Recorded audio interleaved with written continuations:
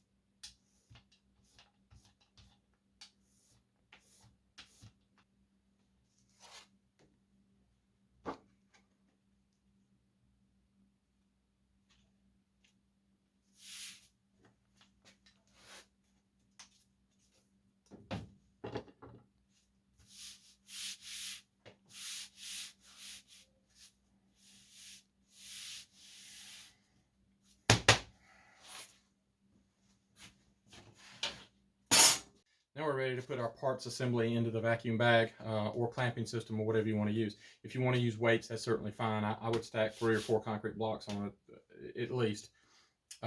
I would put some wax paper underneath and in between these so that they don't glue themselves together. They certainly will do that. I use a couple of pieces of MDF. You can tell that I use these a lot, and they're just taped together and they open up like a book. These two parts should fit right in here, and they do. And of course I've already got wax paper on either side of those, and we'll just close it up, put a couple pieces of tape on it so it can't come loose.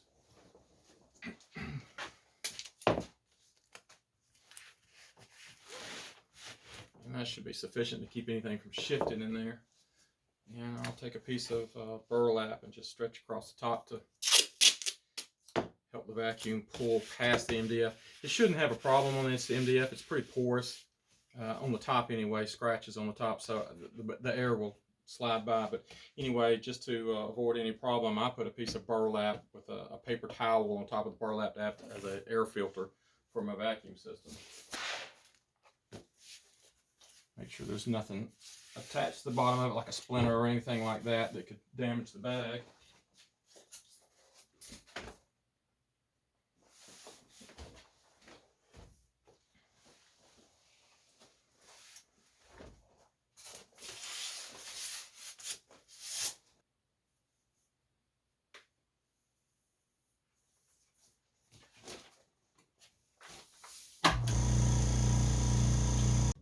Okay, with the parts out of the vacuum bag, they really look nice. Very, very stiff and extremely strong. I really like that. And lightweight, so we should be good to go there. All we need to do now is take our template, put it on top of the part, trace it out, and then cut it out.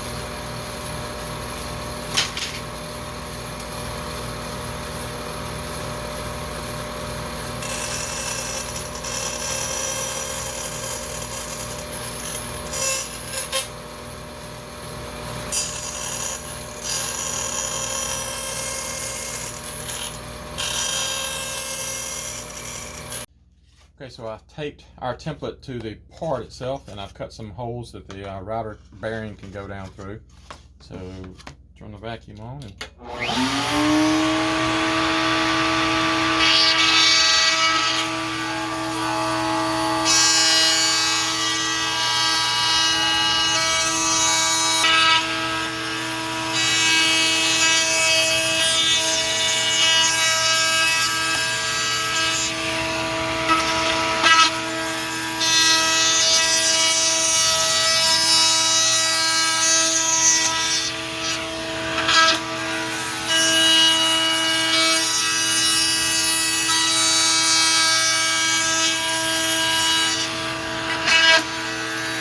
just for curiosity's sake, let's see how much weight we lost when we pulled the lightning holes out.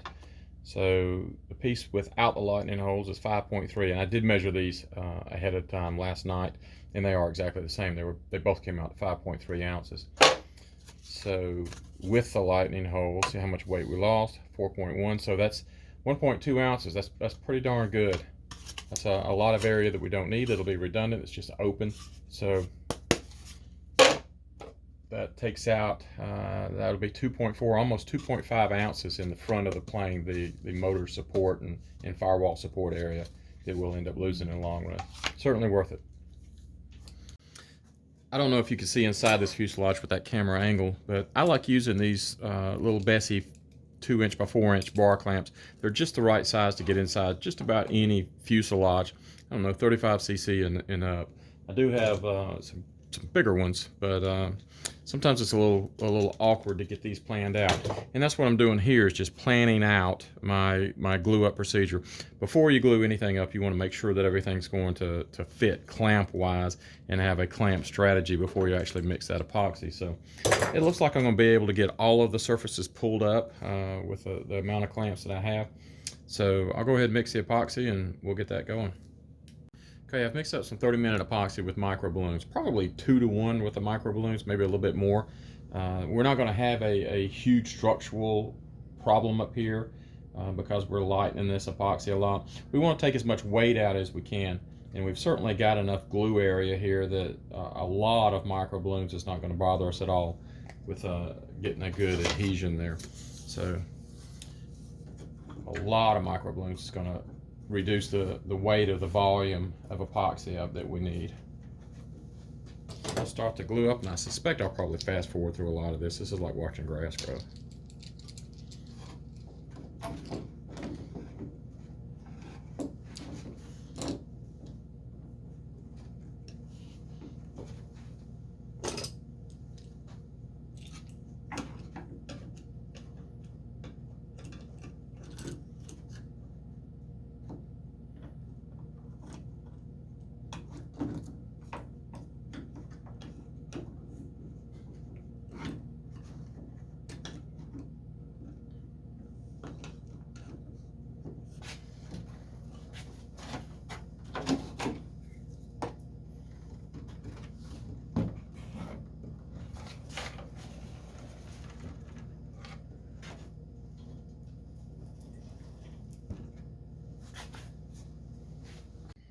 All right, so our clamp up looks real nice. I see just the right amount of glue squeeze out.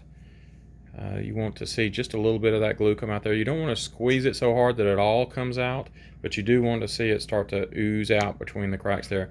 And once it starts to skin over, you can just wipe that epoxy off with a popsicle stick or something like that. No need carrying weight that we don't need, and it will add up to a few grams. So go ahead and take that out of the way. That's really nice glue squeeze out right there. That's what you want to see. Okay, so if you remember, we were fortunate enough in this accident that we had enough of this landing gear base intact that we can determine exactly where the landing gear pad needs to be now, and that's where we're going to put these aluminum pieces of angle here. So essentially, we're going to run this angle parallel with the top of these two pads there. That gives us the angle that it was sitting at when it was in the plane. It's not going to make a lot of difference, you know, a couple of degrees off one way or the other. We just want to get close. We want to make sure that they are both parallel though, so that it doesn't twist the gear. And again, we're fortunate that we have the top of these pads here as a reference. They're both intact on either side. And we ran our piece longer than we needed so that we had more than enough material. And now it's time we need to cut this off. So I'm going to take the Dremel and just work my way across. I'm going to leave some out here because I don't know exactly how high that radius needs to come yet. I don't want to get below the radius. It looks like we're going to be just above, probably 1/8 of an inch or 1/4 of an inch, so we have plenty of material, but I don't want to take that off until we start building this radius here. So I'm going to come to about here, and we'll trim that up later when we start working on this end. And again, you want to use some sort of shop vac or something. I just conveniently happen to have a vacuum tube here, so make sure you're not breathing all this stuff in.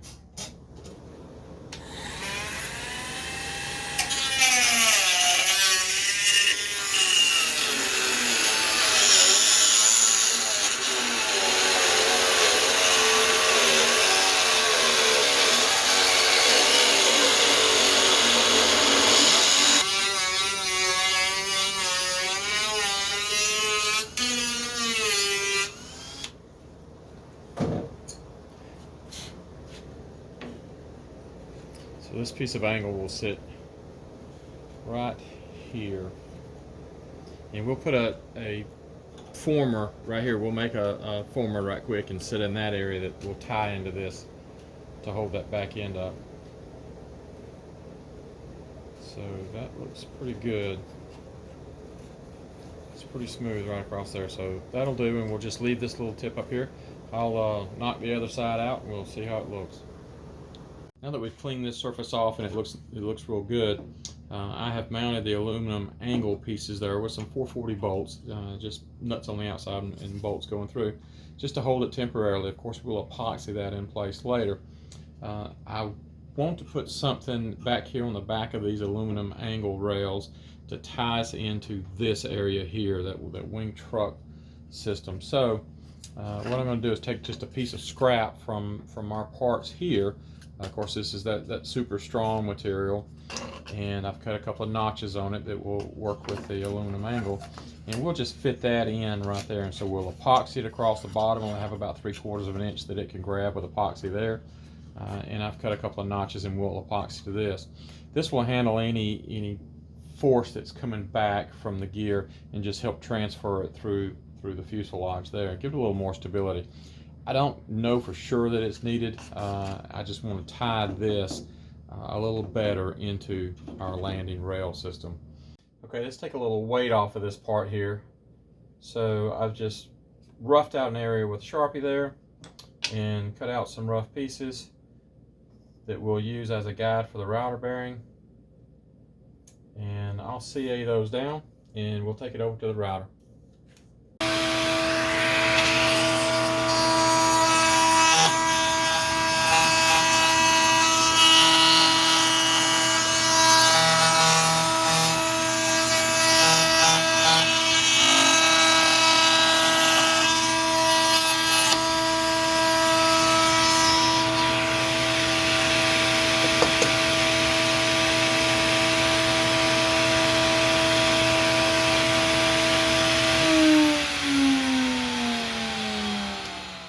Here's our finished part. I think it came out looking pretty good. You could have cut this with a Dremel. I find that it's just easier to tack on with CA, of course. Just some temporary guides on there and use the router bit. It makes things so much easier and so much quicker. And I think it's actually a little bit safer to do it that way than trying to deal with a Dremel in there. Of course, we will glue these in, epoxy it back in this position here after we get these rails set so that we can pull it up into the perfect position there and then epoxy it there. Okay, we're certainly on the home stretch now. You can see that I've put a couple of patches in here, just light ply patches. That's easy enough to cut out and just epoxy them in. I just use 5-minute epoxy just to hold them in place. I did put a little bit of very thin fiberglass, I think 1.4 ounce or 3/4 ounce on the front side of that. Whenever I put a patch on a face like that, I like to put a little bit of fiberglass over it with 5-minute epoxy as the resin, and it just strengthens it up a little bit, keep it from slipping or wanting to vibrate out down the road. Another thing we need to look at is my stringers, my carbon fiber stringers on the outsides here were broke. Of course, these stop at the landing gear plate, but these two here were fractured in this area here when I got looking at them real good. So that's not a problem at all. I just take a piece of splint. This happens to be some 440 aluminum threaded rod. You could use toothpick or another piece of carbon fiber rod, just something to slide inside, and eventually it will get 5-minute epoxied inside the other rod there, and that'll work out great. There's not a lot of structural load to that, certainly not enough that splint there can't handle. So these two pieces will go in and splint in that position there. The next thing we need to do is start fitting our cowl. I'm very fortunate in that I have these blocks here still intact, so I don't have to do a lot of calculations on exactly where that cowl is going to fit. But I do need to put this plate in right here. Since I'm not going to be using the canister tunnel, I'll put a plate in right here that just goes across and plugs all that up. That will lock all of this together real nicely. And I'll put some light fiberglass across the front of that just to help lock all that together. And I need to cut that to shape. So we'll take the cowl. If I can get it to line up, there we go. And just gently mark all the way around where I want that cowl to ride. You want to make sure you're pulling it up into position. See, I wasn't quite in position, so pull it up in position where you want it, and then make you some marks, just tracing along the cowl ring there.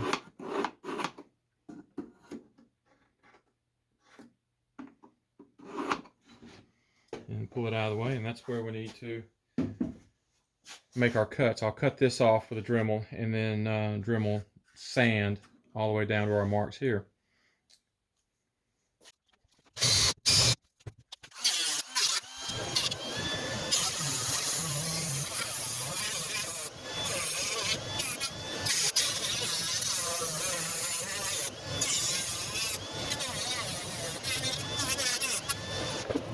Now remember, we took a lot of the canister tunnel out, almost all of it through here. That surely gave us some structural support inside. Not a lot because it was made out of balsa, but being a nice tough box in there, I'm sure we got some support out of that. I would like to stiffen this former up because we took the tunnel out and because I'm bad about holding a plane on the bottom there to pick it up and move it around and such. So I would like to add a doubler to the side of this former here. Ultimately, that's what I have made here, and it just slips in and fits right up against the other one, and I'll glue that in. Now, that's not a hard thing to do at all, and I wish that I had caught it on camera, but just whipped it out pretty quickly. The way that I do that is to make a smaller template that will capture the top radius to start with.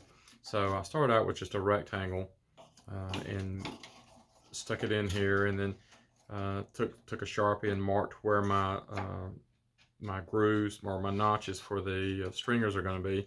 Cut those out on the bandsaw or Zizz wheel, whatever you want to use, and then you can pull it up to where they will all fit like that. And then just take a Sharpie and trace the outside using this existing former as a template, and then you can cut this off, cut this radius off.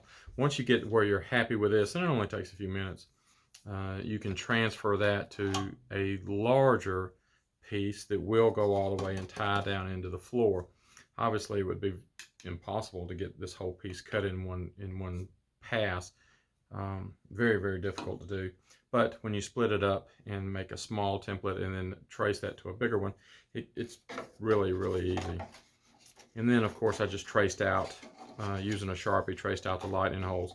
Now, because I pick it up a lot in the center here with my hands, I ran a piece that will go down to the floor and transfer just my hand load to the floor there. And that piece will go in just like that. So I'll take some 5-minute epoxy very thinly and clamp that all around so that it'll hold it up nice and tight. And that will solve that potential soft area there. Okay, we've got our piece in place here and the epoxy is cured. It looks real nice and flush all the way across there. We'll trim it with the barrel sander on the little Dremel to get it down to the line that we put in place there a little while ago. It's going to be a little loud with the vacuum and the Dremel, but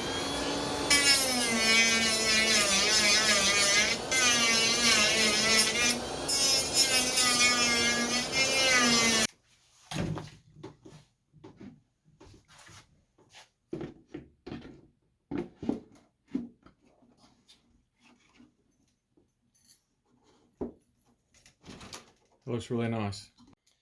Now we have a good base set up here. We need to mount the landing gear to the landing gear rails.